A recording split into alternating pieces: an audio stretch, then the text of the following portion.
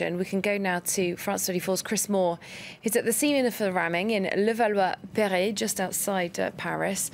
Chris, it took police several hours to track down this suspect. So what more do we know at this point about the circumstances of the arrest?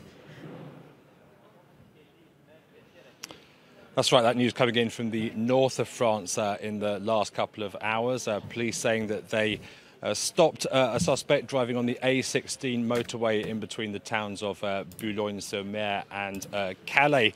According to police sources, the suspect then attempted to get away, and they suspected he was going to open fire. That's when the police apparently opened fire on him. He sustained 5 bullet wounds.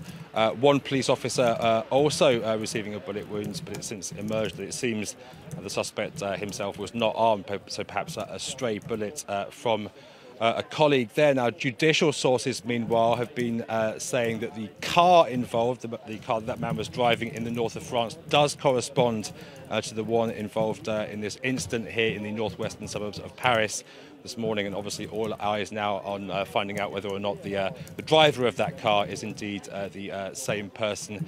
And on that front, judicial sources have been talking about a 37-year-old male, apparently previously unknown to police. And Chris, French counter-terrorism prosecutors have opened an investigation.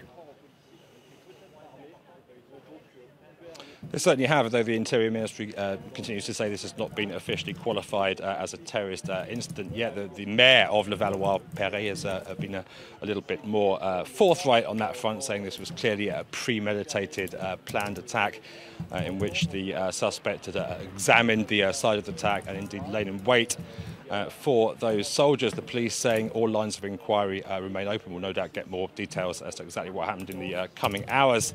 These soldiers this morning, they were part of Operation Sentinelle. That's the rollout of soldiers on the streets here in France in the wake of a series of high-profile terrorist attacks, and a big debate going on in France as to the usefulness of that when these security forces often themselves, whilst trying to protect the public, become the target of terrorist attacks, which they have done on 8 occasions since that operation was rolled out.